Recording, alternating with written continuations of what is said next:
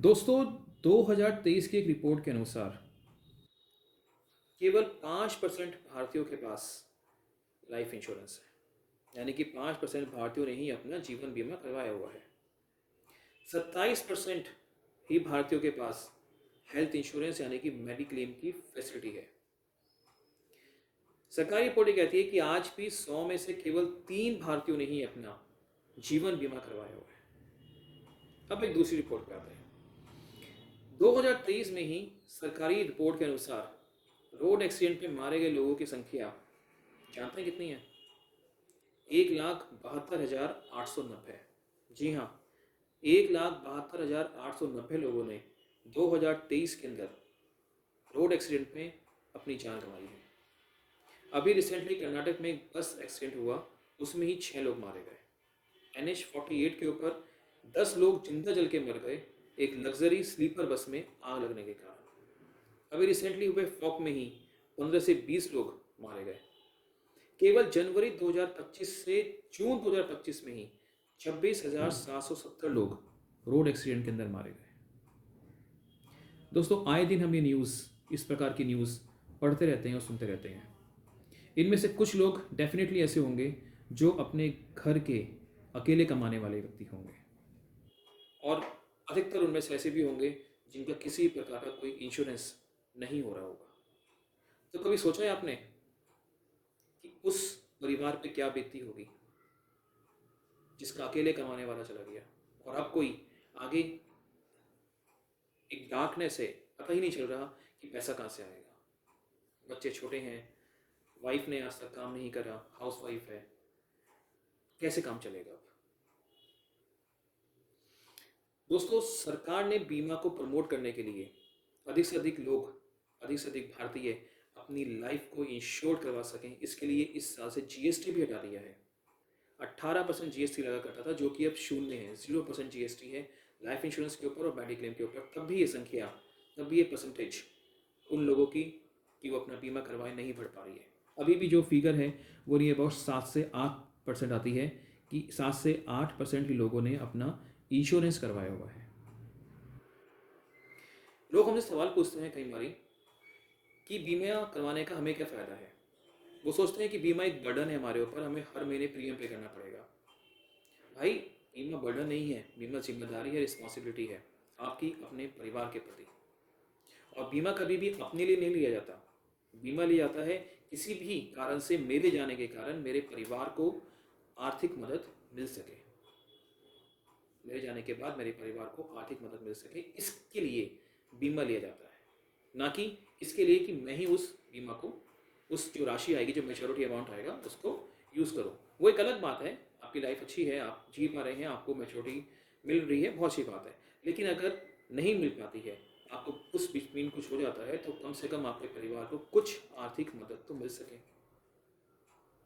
जो आपने सपने सोच रखे हैं अपने बच्चों को, बच्चों के प्रति, बच्चों को बनाने के लिए, ये बनाएंगे वो बनाएंगे, वो कैसे पूरा होगा अगर आप नहीं रहे तो? लाइफ शटर्ड हो जाती है। आपके आसपास भी कई ऐसे परिवार आपने देखे होंगे, सुने होंगे, जिनके जब परिवार का कमाने वाला चला जाता है तो लाइफ, जो बचे मेंबर होते हैं, पूरी उनकी खराब हो जाती है, बिखर जाती है। आर्थिक मदद, सिर्फ एक आर्थिक मदद के कारण, पैसे की कमी के कारण कहीं से आर्थिक मदद मिल नहीं पाती है, लाइफ पूरी खत्म हो जाती है। दोस्तों, आज ही अपना बीमा करवाएं। लोग हमसे सवाल पूछते हैं कि बीमा कब करवाना चाहिए। भाई, बीमा करवाना चाहिए जब जब आपको पता हो कि आप जाने वाले हैं। सबको आपको पता है कि आप कल जाने वाले हो, तो आज अपना बीमा करवा लीजिए। लेकिन ऐसा कोई नियम ही नहीं है, ऐसा कोई तरीका ही नहीं है कि आप जान सकें कि आप कब जाने वाले हैं। देखिए, जाना तो कभी ना कभी है ही, चाहे वो नेचुरल डेथ हो चाहे अननेचुरल डेथ हो। तो हम यही क्यों सोचते हैं कि ये जो एक्सीडेंट जो मैंने आंकड़ा भी पढ़ा है, ये हमारे साथ नहीं होगा। ठीक है, अच्छी बात है, हमारे साथ नहीं होगा, लेकिन हमें जाना तो है ही ना। हम ये क्यों सोचते कि जाना तो है ही ना हमें, चाहे नेचुरल डेथ हो चाहे अननेचुरल डेथ हो, जाना तो हमें है ही कभी ना कभी। तो उसके लिए हम आज ही प्लानिंग करके क्यों नहीं चलते हैं?